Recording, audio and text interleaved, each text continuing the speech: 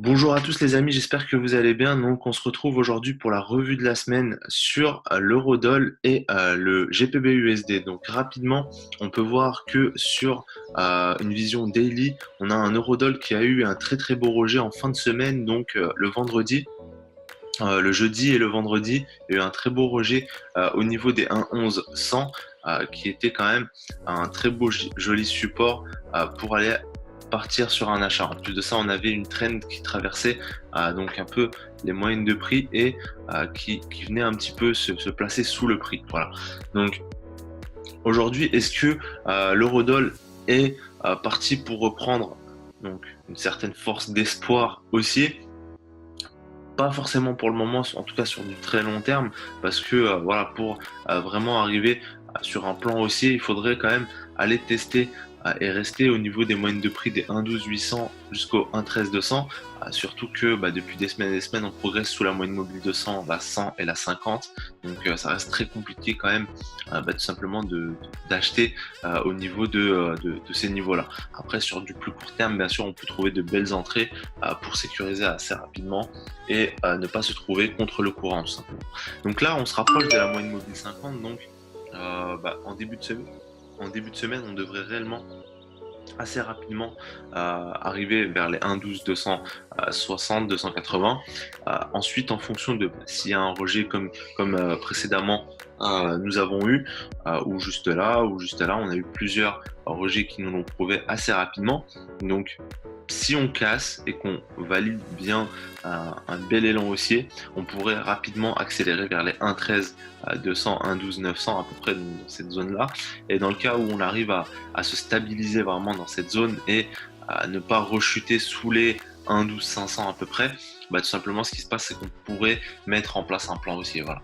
Donc pour le moment ça reste quand même compliqué, on n'est pas arrivé jusque là, mais je ne vois pas pourquoi on n'y arriverait pas, parce que dans le cas contraire, si dans le cas où on irait retester les 1,11 100, je pense que ça sera le moment où on le casserait cette fois-ci, voilà, pour aller chercher des niveaux beaucoup plus bas. Voilà.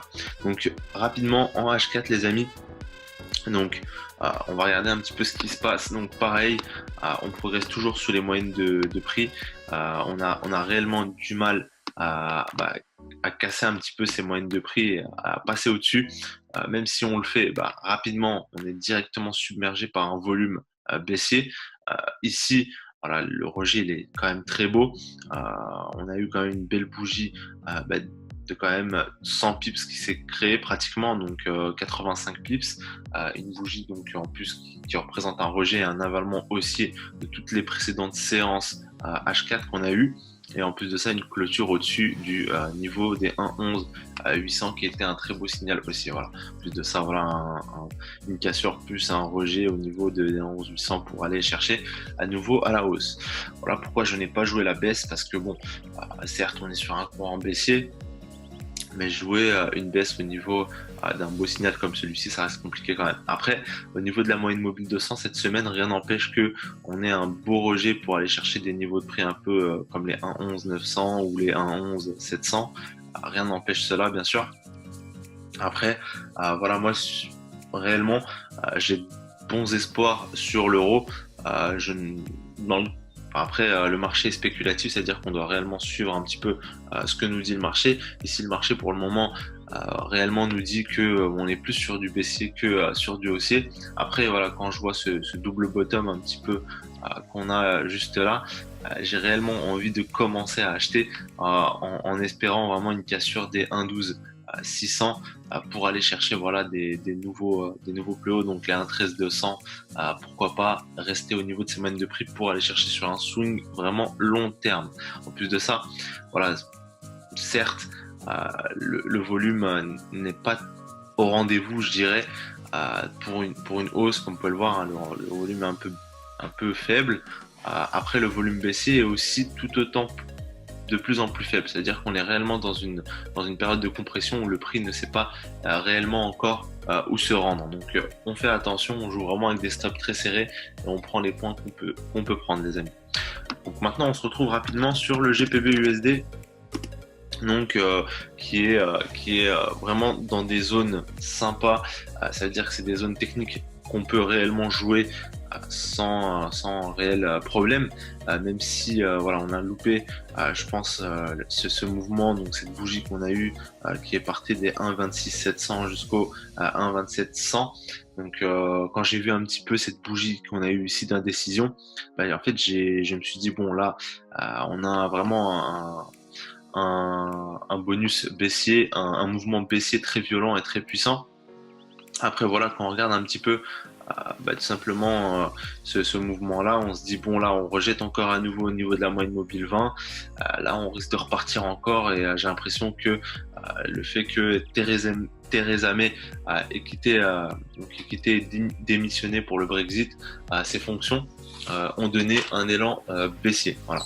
Mais pour ma part, hein, Theresa May qui démissionne, c'était pas forcément quelque chose de mauvais parce que du coup pour l'euro, ça serait plutôt bon que ce Brexit n'ait pas lieu et que au final, bah, tout simplement, la Grande-Bretagne reste dans l'euro.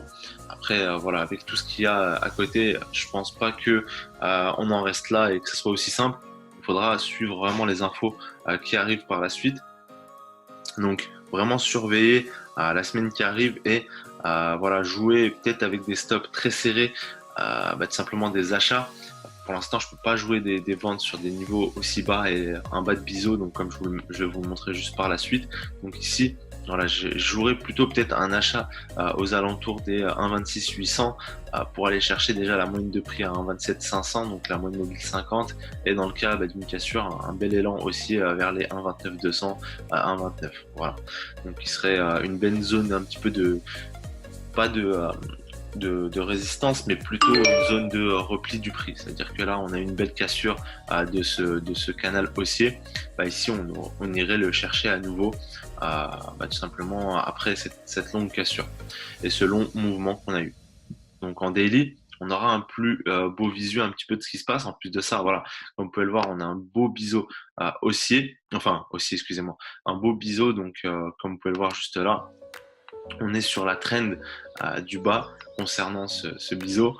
Donc pour ma part, voilà, jouer une baisse, ça serait vraiment très très compliqué. Donc voilà. Donc ici, je jouerais plus une hausse vraiment pour aller chercher dans un objectif swing les 1,29 200 et dans un objectif de scalp, voilà, j'irais plutôt chercher des niveaux un peu plus bas, peut-être les 1,27 500 comme je vous l'ai dit précédemment, et on verra par la suite. Voilà. Donc ces niveaux qui sont importants. Est-ce que la livre sterling va respirer et peut-être faire un pullback un petit peu de ces tops qu'on a eu. Donc, voilà, juste là, vers les 1,29 200 et ensuite reprendre l'élan baissier. On risque de voir ça dans les semaines à venir. Donc dans le cas, en tout cas, on repartirait aussi comme prévu. On irait sur les 1,29 200, arriver vers les 1,29 200. Il faudrait, je pense, jouer sur des signaux de short en fonction de qui va reprendre le relais des fonctions de Theresa May. Donc dans le cas d'un Brexit sans deal, donc un no deal, bah, derrière, ça serait le scénario idéal pour short parce que du coup, dans le cas où on arrive sur la 29 200 et le moment où on arrive directement sur la décision du Brexit, un no deal, bah, là directement, boum, on se casserait la gueule et ce biseau prouverait bien qu'on partirait plus à la baisse qu'autre chose. Voilà. Donc concernant le GBP USD, on est sur des niveaux techniques intéressants, les amis. Va falloir vraiment surveiller tout simplement ces niveaux techniques que je vous ai tracés directement à l'écran et voir comment on les joue. En plus de ça, on peut voir que le volume baisse. Donc, tout simplement après ce mouvement baissier, on a un volume qui baisse de plus en plus. Même si ici, comme vous pouvez le voir, on a eu un très très beau signal de vente, voilà, juste là. Donc aux alentours des 1,30 avec cette augmentation de volume anormale.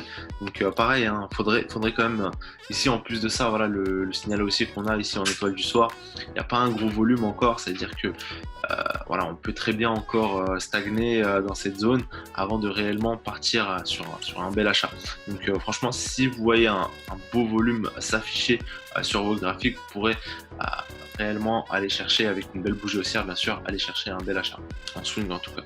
Donc voilà, pour la revue de la semaine, les amis, pour l'euro USD, GBP USD, je vous souhaite une excellente journée et à bientôt pour une nouvelle revue de la semaine. C'était Marwan de la Room Trading.